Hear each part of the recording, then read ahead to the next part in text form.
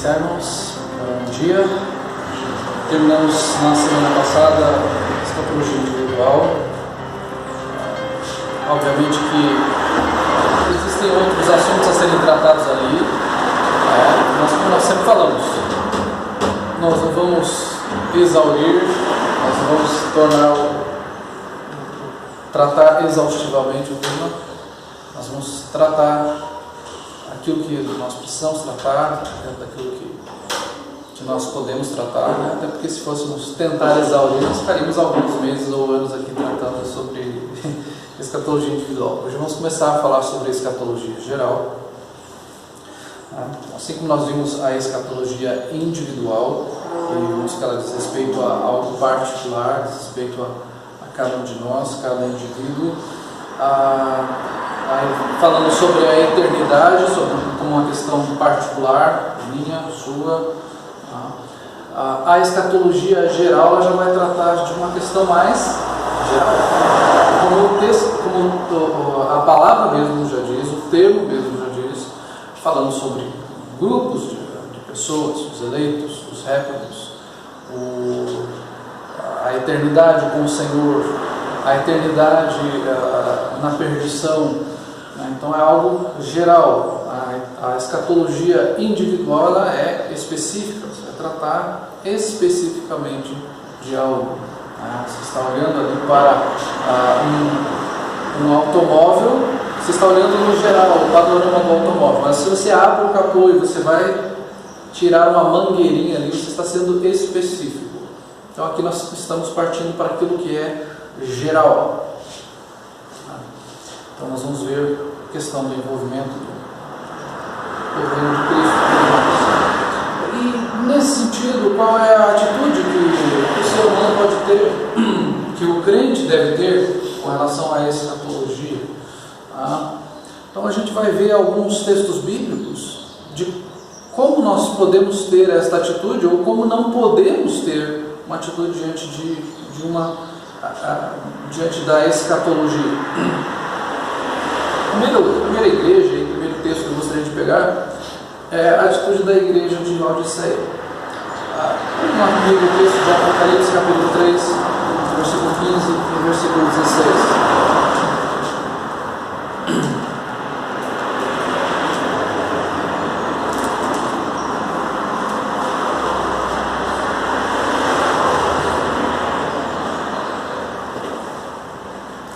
Conheço as tuas obras, que nem és frio nem quente, quem deras fosses frio ou quente.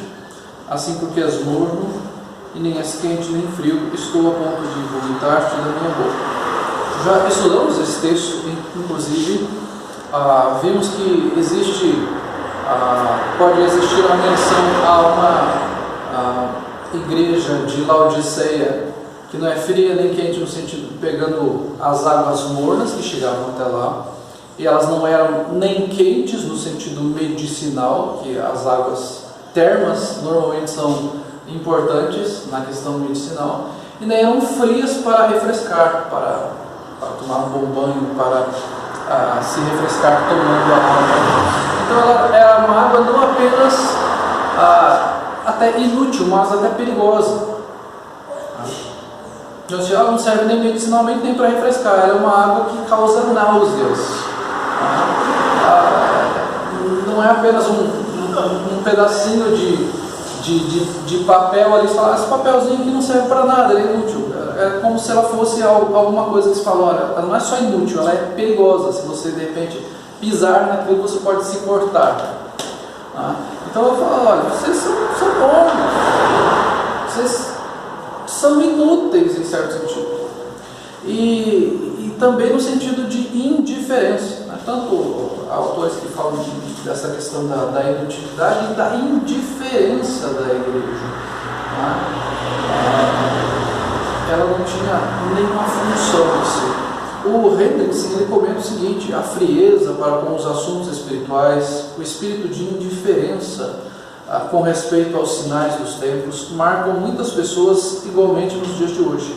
Também para estes o Senhor envia séria advertência para que se arrependam. Então a igreja de Laodiceia era uma igreja indiferente nesse sentido. O texto de Apocalipse 13 vai falar, nós somos ricos, nós temos tudo de bom aqui, nós somos abastados, nós não precisamos de coisa alguma. E o Senhor fala, vocês são miseráveis, vocês são pobres, sérios. Vocês têm uma visão errada de si próprios. Estão olhando apenas para esta vida e indiferentes para com a eternidade. Estão olhando, eu sou próspero, eu tenho dinheiro, eu moro numa cidade onde é um centro de medicina, um centro oftalmológico, onde tem produção de tecidos, é uma cidade rica. E o Senhor está falando, vocês com todo esse tecido que vocês têm, diante de mim, vocês estão vergonhosamente nus. Vocês com esse centro oftalmológico que tem aí, estão cegos espiritualmente. Com toda a tecnologia que há em Laodiceia, que havia em Laodiceia, com os colírios que eles produziam, estão cegos espiritualmente, porque estavam apenas olhando temporalmente, mas não compreendiam a vida espiritualmente. E este é um sério problema que nós podemos ter em nossos dias, de termos uma escatologia presente, entre aspas, né? Aí pode ser até uma incongruência, mas é só de pensar que está bem, está tudo bem, eu estou bem de saúde, eu tenho dinheiro, eu tenho família, eu tenho uma vida confortável, eu tenho um bom trabalho.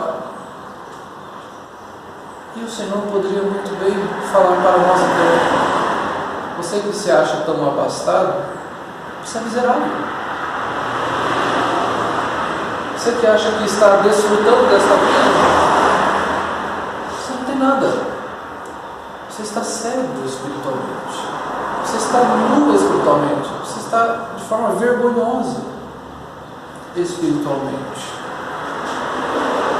Então, o Senhor nos adverte através da carta à igreja de Laodiceia, de não olharmos apenas para o presente e acharmos que a vida cristã é curtir esta vida.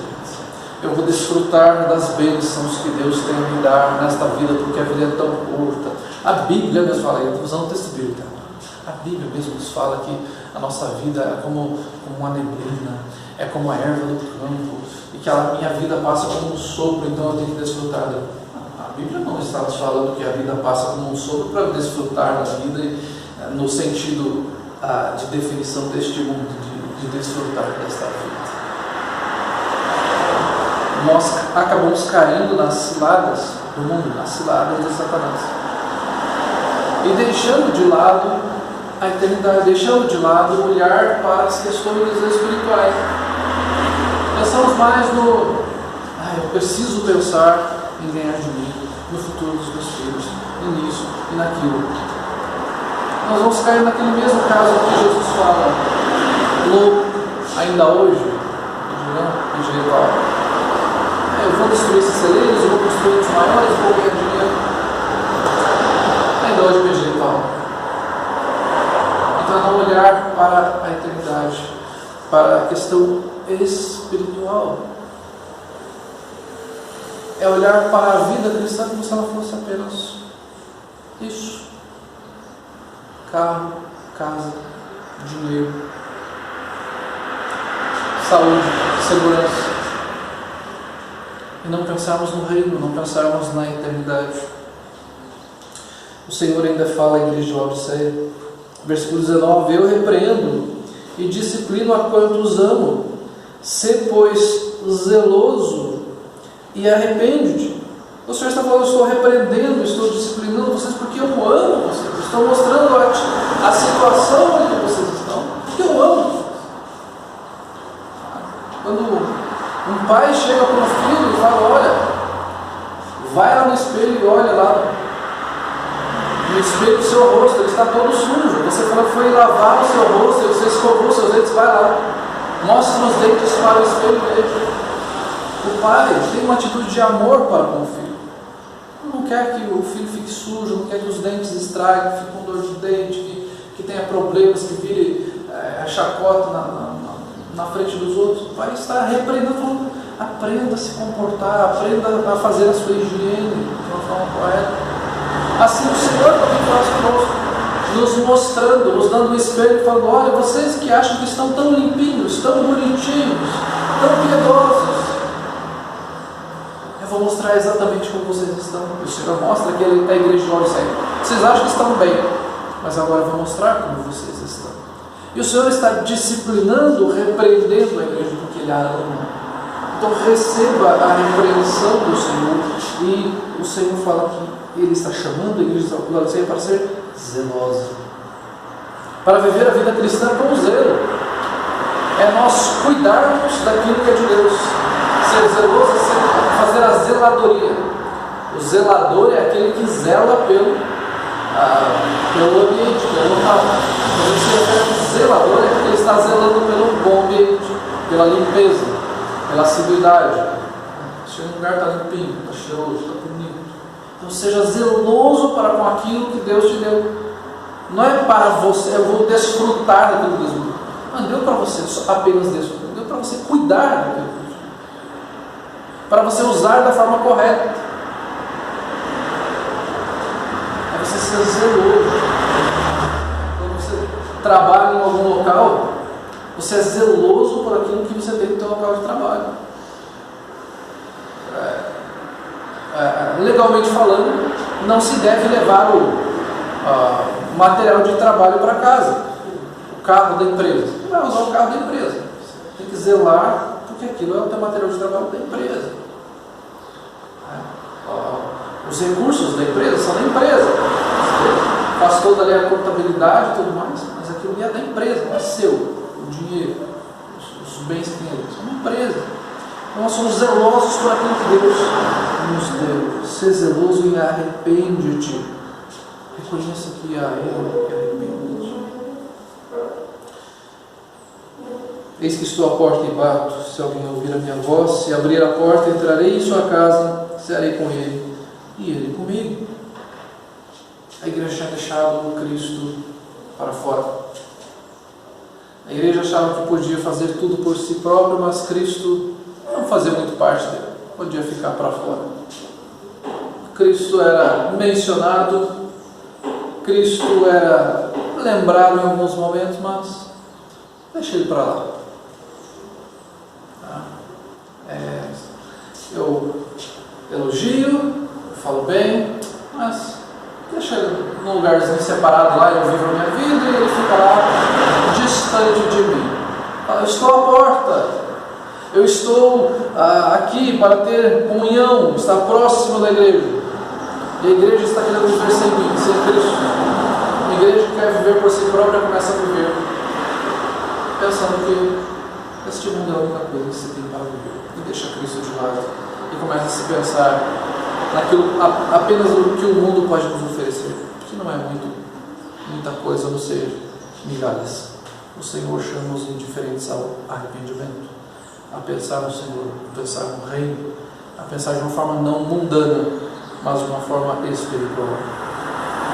Na igreja de Tessalônica também existiam alguns irmãos que tinham uma atitude incorreta dentro da igreja. Era uma igreja que estava prosperando, até espiritualmente.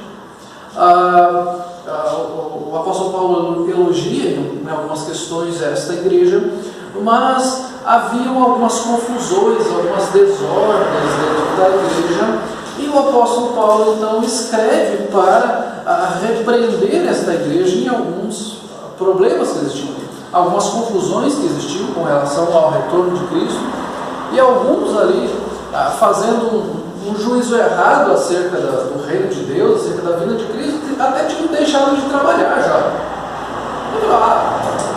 Se é assim, se o retorno de Cristo é assim, se ele já voltou, se o arrebatamento vai acontecer, não. Eu vou deixar de trabalhar, eu vou viver uma vida boa. Alguns ali já começaram a ficar meio nervosos. O que será que aconteceu com aqueles que morreram antes do retorno de Cristo? Será que vai haver ressurreição? Alguns começaram a ficar inquietos com aquela situação. Alguns começaram a ficar empolgados, mas aquela empolgação errada, né? No sentido de achar que A vida cristã então é só olhar lá, é só olhar para o futuro, é só pensar naquilo que vai acontecer para frente, é só aquilo que vai acontecer na eternidade, deixando de viver o presente. Há um outro extremo aqui também. Eu queria pegar alguns textos. 1 Tessalonicenses, capítulo 4, versículos 9 ao 12.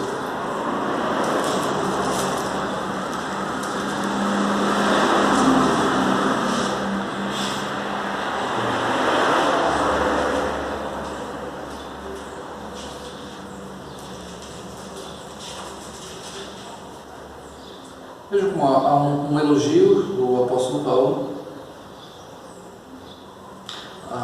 no versículo 9, e depois nós vamos ver algumas outras questões.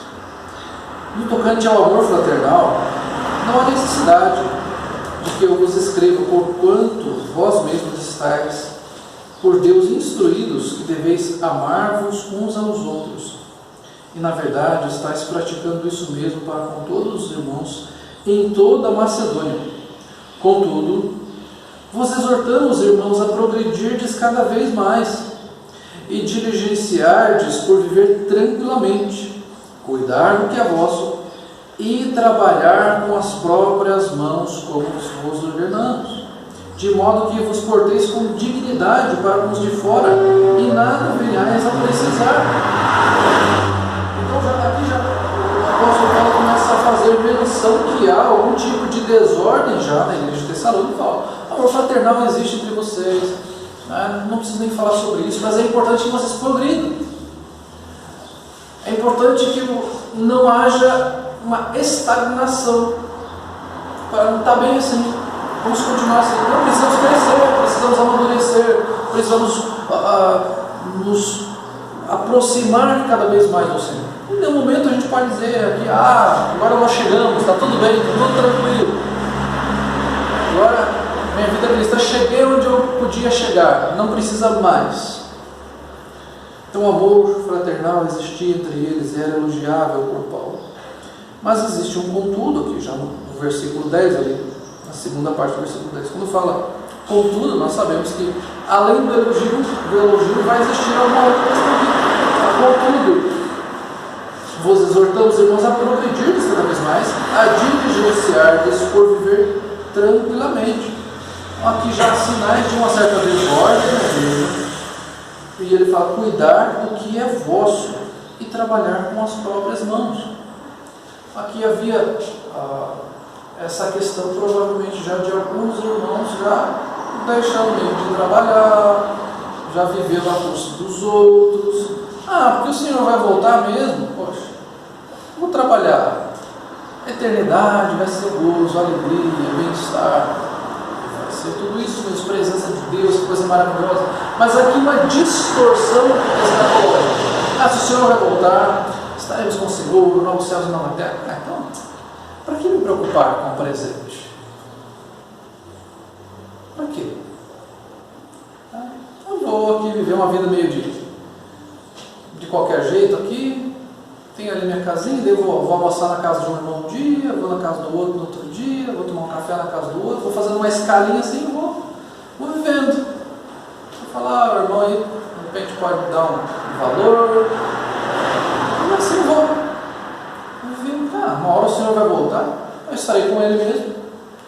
E o apóstolo Paulo fala: não, trabalhem com as próprias mãos, de modo que vos porteis com dignidade para com os de fora, e de nada venhais a precisar. É importante nós entendermos que nós temos uma vida aqui. Se não devemos viver como se existisse apenas essa vida, mas também não podemos viver pensando na eternidade e abandonando a vida. Existe a nossa responsabilidade de sustentarmos os nossos familiares, os homens sustentarem sua família, as mulheres de auxiliarem no lar também com sustento, de ensinarem os seus filhos a trabalhar, a se portar com dignidade na sociedade, a não viver à custa dos outros. E, infelizmente, muitas vezes acontece isso, e isso está se tornando cada vez mais popular em nosso país, essa questão de viver a custo dos outros, e agora muito mais a custo do governo, né? Com os benefícios sociais que o governo dá, leite, não sei o quê, Bolsa Família, Bolsa não sei o quê, cheio de bolsa. Aí você vai numa assistência social, lá eles te dão roupa, aí você vai numa ONG qualquer lá, eles te dão uma cesta básica, te dão isso, te dão aquilo outro, te dão passagem de ônibus, e viver à custa de outros. Essa vida é curta, para que eu vou trabalhar? Gente, eu conheço algumas pessoas assim, infelizmente, que vivem à custa de outros, à custa de irmão, à custa de homens, à custa do governo. O Senhor nos dá uma responsabilidade neste mundo, é trabalharmos, é sermos bons testemunhos, é trabalharmos, porque o Senhor nos deu saúde, nos deu o corpo para trabalharmos, nos deu talento para que trabalhássemos e usássemos isso para a glória dele. O cristão não é um vadio qualquer que anda por aí esperando o retorno de Cristo. O cristão busca trabalho, busca sua subsistência, e em meio a este trabalho vai ser um bom testemunho.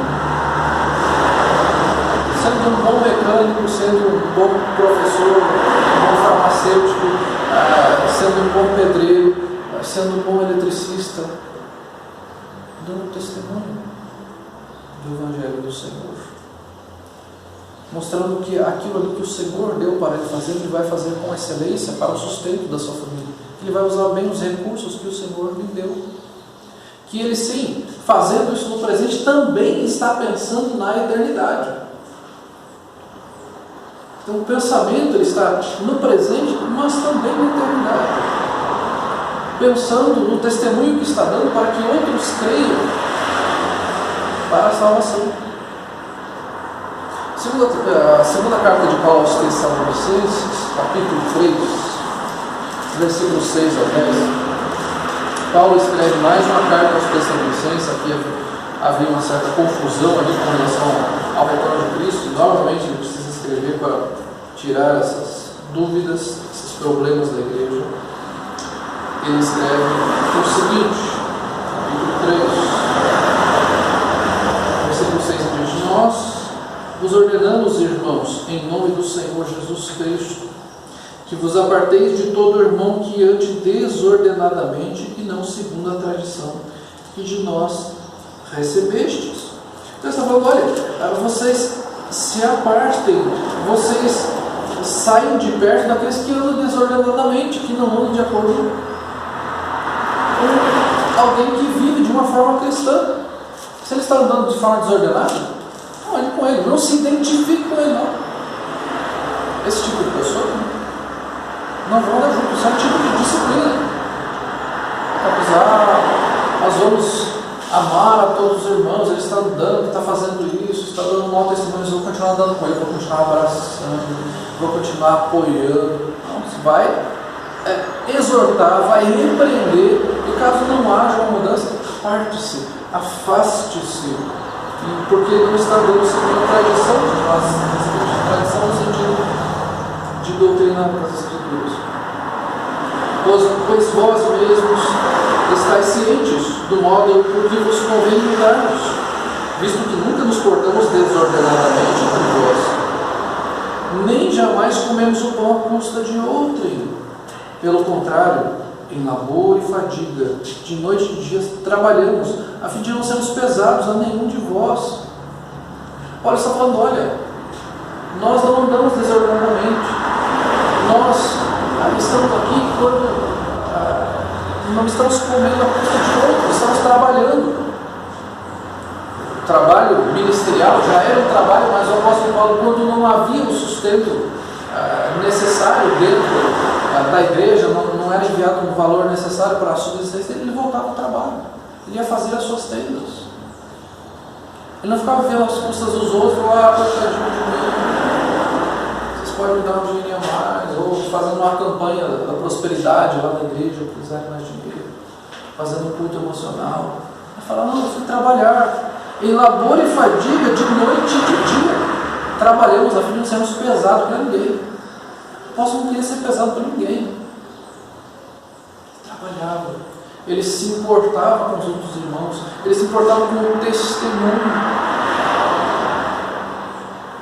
E o apóstolo Paulo ainda fala no versículo 9, não porque não tivéssemos esse direito, mas por termos em vista oferecermos exemplo em nós mesmos, para nos imitarmos. Falando, direito por direito, nós teríamos direito do sustento ministerial. A igreja tem esse dever do sustento ministerial, pastor. Mas para que o apóstolo Paulo não fosse pesado, a igreja, vou trabalhar fora. Vou fazer algo a mais, para que a igreja não seja pesada para a igreja. Para ser um bom testemunho, para ser um modelo para a igreja. Não para que a igreja, olha só, ele está vivendo a custa dos outros. Se ele pode, eu também posso. Não é assim que se faz? Muitas vezes, um colega vê o outro fazendo, se meu colega fez, eu também vou fazer. Um irmão vê o outro fazendo, se meu irmão fez, eu também vou fazer. Modelo. Se meu colega de trabalho fez, eu também vou fazer. E aqui mesmo, se o pastor fez, se o líder fez, eu vou fazer também. O pastor fala, eu faço dessa forma para ser modelo para vocês. Versículo 10 ele diz: porque quando ainda convosco vos ordenamos isso, se alguém não quer trabalhar, também não coma. Isso é o princípio que o apóstolo Paulo traz. Que alguns não estavam querendo mais trabalhar, mas queriam comer. Isso todo mundo queria. Comida. Diz o pessoal, a comida é mais bem louco. Onde tem boca livre, eu estou lá. Mas não quer trabalhar. Mas se fala em trabalho, fala, eu tenho uma dorzinha nas minhas costas, acho que tem um probleminha aqui na minha hérnia, estou com um problema na minha perna, no meu braço, tem uma dorzinha aqui e ali. Mas vai ter um churrasquinho na casa. Quando vai ser? Mas olha, não quer trabalhar então. Obviamente que existem irmãos e irmãs que têm problemas de saúde, são debilitados, certa idade. Mas, quando o apóstolo Paulo está falando, ele está falando de pessoas saudáveis, que estavam vivendo de forma desordenada e esperando o retorno de Cristo dessa forma, chegar à presença de Cristo dessa forma, vivendo à custa de outros. Como poderíamos chegar à presença de Cristo? Oh, Senhor, nós não precisamos nos auto-justificar na presença de Deus, obviamente, mas como nós podemos chegar à presença de Deus e olha só assim, a vida que eu levei, vivendo à custa dos outros, só chupinzando. Os outros fazem e eu vou lá e desfruto. Nada do que nós façamos vai nos justificar diante de Deus. Mas isso para o cristão é um peso. O Senhor vai julgar sim as nossas obras. O Senhor nós vamos prestar contas a Deus daquilo que nós fazemos. Ele vai olhar o nosso zelo para com a nossa família, nosso zelo para com o Evangelho. O Senhor vai colocar. O Senhor é soberano mesmo. O que Ele quiser que crer, vai crer. Isso é atitude preguiçosa, espiritualmente, que nos diz que nós vamos dar conta diante de Deus. É a escatologia errada. O Senhor é soberano. Se eu não falar, outro vai falar. Os eleitos vão crer de qualquer forma. É pensar a escatologia de uma forma incorreta. É não compreender que, sim, existe a soberania de Deus, mas o Senhor também fala sobre responsabilidade humana. Que nós devemos trabalhar, que nós devemos pregar, que nós devemos ser bom testemunho do Evangelho. Que nós sermos preguiçosos, poucos, uma vida tão cômoda. E usar, inclusive de forma errada, a música que nós cantamos hoje, né? Descansando no poder de Deus. Estou descansando no poder de Deus. Deus é poderoso, Deus é soberano, eu vou descansar nele. Vou deitar aqui. Deus vai salvar aqueles a quem Ele quiser mesmo. Ele já escolheu antes da fundação, eu estou descansando no poder. Você não está descansando no poder. Descansar no poder dele é descansar em meio às tribulações, em meio às perseguições, em meio às dificuldades. Porque o Senhor nos fala que nós seremos perseguidos por causa do Evangelho, que vão nos odiar por causa do Evangelho, mas mesmo assim nós descansaremos nele, nós descansaremos no poder dele. Assim como Paulo falou que ele aprendeu a viver contente em toda e qualquer circunstância, e porque o Senhor o fortalecia. Tudo posso naquele que fortalece. Ele descansou no poder de Deus, em meio às dificuldades, em meio às perseguições. Ele aprendeu a viver em toda e qualquer circunstância. E o Senhor nos ensina através da carta à igreja de Tessalônica isso. De descansarmos nele, mas não descansarmos dele. Vou ficar aqui agora. O Senhor vai fazer a sua obra. Senhor, faça a sua obra. Que eu vou descansar. Que eu vou dormir. Que eu vou me regalar com as coisas desta vida. Porque o Senhor vai voltar e eu vou ficar por aqui desfrutando desta vida. Uma terceira atitude é a igreja de Esmirna. E aqui a igreja de Esmirna nós vemos a fidelidade dessa igreja. E ela serve como um modelo para nós.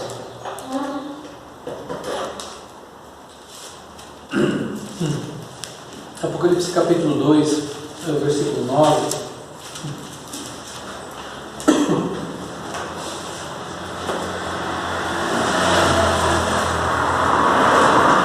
Conheço a tua tribulação, a tua pobreza, mas tu és rico. E a blasfêmia dos que a si mesmos se declaram judeus e não são, sendo antes a sinagoga de Satanás. Vejam aqui que há um tratamento contrário à igreja de Laodiceia. A igreja de Laodiceia, nós somos ricos, nós somos abastados. E o Senhor fala, vocês são pobres, são miseráveis. E aqui a igreja de Esmirna, o Senhor fala, vocês são pobres. Pobres fisicamente, vocês são miseráveis, mas são ricos. São ricos espiritualmente. E é-nos preferível ser dessa forma. E é até temeroso perguntar a alguns cristãos. Chegar e falar, irmão, você prefere ser como a igreja de Laodiceia ou como a igreja de Esmirna? De repente no coração é até temeroso de pensar, não, eu queria ter riqueza. Eu não gostaria de ser miserável. Ninguém gostaria disso, ninguém almeja disso. Eu quero ser miserável. O objetivo da minha vida é ser miserável. Não. Mas nesse dia, tivéssemos que passar por essas tribulações para sermos ricos espiritualmente, seria esta a opção que deveríamos ter, que deveríamos almejar. Não precisamos buscar a pobreza, mas o que o Senhor está falando aqui é: vocês são pobres, mas são ricos espiritualmente. Vocês têm os tesouros necessários. E aqui nós estamos pregando volta de pobreza. Você pode ter os seus bens, você pode ter a sua prosperidade, graças a Deus por isso, dê glória a Deus por isso, mas não faça da prosperidade a sua esperança ao seu Deus. Entregue isso ao Senhor, dedique ao Senhor e viva para o Senhor. Mas se por algum motivo, em algum momento, você se tornar uma pessoa pobre, miserável, fisicamente falando, financeiramente falando, continue sendo abastado, rico espiritualmente. Que era isso que a igreja de Esmirna era. Passava pelas tribulações, passava pelas perseguições dos judeus, daqueles que eram tão religiosos, se achavam tão piedosos, mas o Senhor fala, eles são sinagoga de Satanás, são filhos do diabo, não são verdadeiros filhos de Deus. Estes de Esmirna permaneciam fiéis ao Senhor. E no versículo 10, Deus fala: não temas as coisas que tens de sofrer. Eis que o diabo está para lançar em prisão alguns dentre vós, para ser dispostos à prova, e tereis tribulação de 10 dias. Se fiel até a morte, dar-te-ei a coroa. Olha as promessas que o Senhor dá a eles. Não tinha nada tão, temporalmente falando, nada atrativo. A atração aqui estava nas questões eternas. Bom, vocês vão ser perseguidos, vão ser presos, mas sejam fiéis até a morte. Vocês podem morrer por causa de mim, mas vocês vão receber a coroa da vida. A coroa da vida, não a coroa da deusa Cibele que estava ali na cidade de Esmirna sendo adorada, mas a verdadeira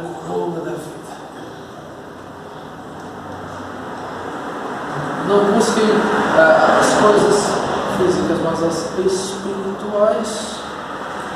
Deem verdadeiro valor, vivam para o Senhor e, se necessário, morram para o Senhor. Ser fiel até a morte. O Senhor busca pessoas fiéis. Não é fidelidade de ocasião. Não é ser fiel em um momento, que está tudo bem, está tudo lindo, está tudo maravilhoso. Os grandes problemas em casamentos na atualidade, já de algumas décadas para trás, é a questão financeira, realmente. E um dos maiores motivos de separação é problema financeiro. Muitos ali eram ricos, milionários, perdem seus bens, acaba o casamento. Homens e mulheres ricos, famosos, vão à falência, acabam seus casamentos. E aqui, muitos daqueles que buscam ao Senhor e falam: eu vou ser fiel ao Senhor, eu vou servir, eu vou honrar ao Senhor, eu vou ser fiel a Ele para sempre. Acontece uma dificuldade. Eu não quero mais essa vida, é muito sofrimento. Eu não consigo viver assim. Eu não consigo ser feliz. E se afasta de Deus. E até muitos apostaram na fé. Não, porque eu quis servir ao Senhor, mas eu perdi meus bens, eu perdi minha família, eu perdi um ente querido, eu não quero mais este Evangelho. O Senhor nos chama para a fidelidade até a morte, porque nós estamos buscando não a coroa desta vida, não o reconhecimento desta vida, mas a coroa da vida, para a vida eterna. Para termos a perspectiva, vamos viver com esta perspectiva eterna. Estamos vivendo nesse mundo e podemos passar sim por sofrimento, mas nossa perspectiva está na eternidade. Mas sempre pensando no presente. Continue fiel. A igreja continuava fiel. O Senhor não vai voltar? Não, continue fiel. Ser fiel até a morte. Não abandone. Não se distancie. Fique próximo. Busque ao Senhor. Seja fiel. Em nosso tempo é muito difícil se pensar em fidelidade em todos os sentidos. Não só no casamento que foi banalizado. Casa separa casa. Qualquer coisa. Você pode passar de uma coisa para outra em qualquer momento. Você já está sendo doutrinado a não ter fidelidade a Deus. As pessoas não honram mais a sua própria palavra. Uma palavra que deveria ser algo tão precioso para nós. De uma coisa tão simples. Olha, hoje eu vou passar lá, te entregar algo. Hoje eu vou lá na sua casa. Já não acontece mais. As pessoas já não honram mais a sua palavra. É uma coisa tão simples de ser honrado. E o Senhor está nos chamando para sermos fiéis a Ele até a morte. De estarmos dispostos a morrer por Ele. E se nós não conseguimos honrar uma simples palavra de visitarmos, de estarmos com alguém, de fazermos algo de errado na nossa perspectiva de fidelidade, de comunhão com o Senhor, ser fiel até a morte, em meio a toda a oposição que possa surgir. Espere a verdadeira recompensa. Algumas reflexões aqui nos seus planos hoje. Aquele que é o Filho de Deus, é Filho de Deus, não negligencia o futuro. Nós não ficamos falando: não, o futuro a Deus pertence, vou viver o hoje, vou curtir. Não, nós temos zelo pela pregação do Evangelho, pelo evangelismo. Nós nos preocupamos com aqueles que não conhecem a palavra. A responsabilidade de pregar é minha, é sua. Nós pensamos no futuro. Não devo pensar naqueles: eu vou evangelizar porque ele pode crer no Evangelho e vir para a igreja. Não. É a eternidade dele também. Não é só o presente. Nós teremos mais um membro acumulado no nosso meio. Vamos ter mais um batizado. Vamos ter mais alguém que vai contribuir financeiramente. Vamos ter mais alguém que vai trabalhar aqui no ministério conosco. Ótimo. Bom. Mas é sobre a eternidade que estamos falando também. Estamos pensando no presente e no futuro. Somos zelosos da palavra. Não negligenciamos a qualidade da pregação, a qualidade da exposição da palavra. pensa no futuro, mas também vive o presente. Ele não pensa apenas no futuro. Assim como ele não pensa apenas no presente, ele não pensa apenas no futuro. Então a expectativa na eternidade nos motiva a viver o presente, neste mundo caído. Este mundo caído, cheio de pecados, cheio de problemas, cheio de corrupção. Mas um dia o Senhor voltará em justiça. O Senhor nos dará um reino eterno, e Ele será o Rei justo para sempre. E não haverá mais corrupção. Mas enquanto isso, o Senhor nos impulsiona a vivermos em meio a essas dificuldades, em meio aos problemas, em meio às tribulações. Para terminarmos, apenas um pouco daquilo que a gente vai falar. Nós vamos estudar sistematicamente a questão da escatologia geral. Vamos falar sobre a volta de Jesus. Como será o arrebatamento? O arrebatamento será antes, no meio, depois da tribulação, como é que vai ser, como é que é a questão da tribulação. O milênio descrito na Bíblia é um milênio literal, é um milênio que é olhado de forma figurada. Qual é a posição da igreja? A besta do falso profeta, o que a Bíblia fala sobre ele? Essa marca da besta, o que seria essa marca da besta? Esse 666, seria algum código de barra, um chip, o domingo, como algumas seitas falam por aí, que é a marca da besta. Como será o julgamento dos ímpios? Já falamos um pouco sobre isso na escatologia individual. Como será o estado eterno? Novos céus e nova terra. Como é que vai ser esse novos céus e nova terra? Então, vamos tratar sobre esses temas ao longo desses próximos meses. Nós vamos também fazer estudos expositivos na Bíblia sobre a escatologia. Vamos pegar o livro de Daniel, vamos estudar de Daniel inteiro, expositivamente. Vamos pegar o texto de Mateus 24, 25. Vamos pegar as cartas de 1ª e 2ª Tessalonicenses. Vamos pegar o livro de Apocalipse. Aqui apenas exemplos, até exemplos. Mas faltou aquele texto, faltou aquele livro, que são apenas exemplos. Para nós dizemos que é um tema bastante amplo e que vai demandar bastante tempo também, e que os irmãos também podem estudar em casa, já anotando, olha, eu tive uma dúvida nessa questão aqui, porque eu li, eu pesquisei na internet, tem essa posição, e sobre tribulacionismo, midi-tribulacionismo, sobre amilenismo, pós-milenismo, pré-milenismo, dispensacionalismo, dispensacionalismo progressivo.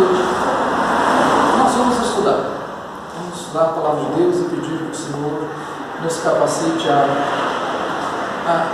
estudar da forma que o Senhor nos revela a sua palavra, e que o nome dele seja glorificado, porque falarmos de escatologia é falarmos sobre restauração. Aquilo que foi distorcido na queda, o Senhor vai restaurar. Ele vai fazer novos céus e nova terra, e Cristo vai ser glorificado em ver isso. Então, que o Senhor nos capacite a vermos todos esses temas. Vamos orar ao Senhor.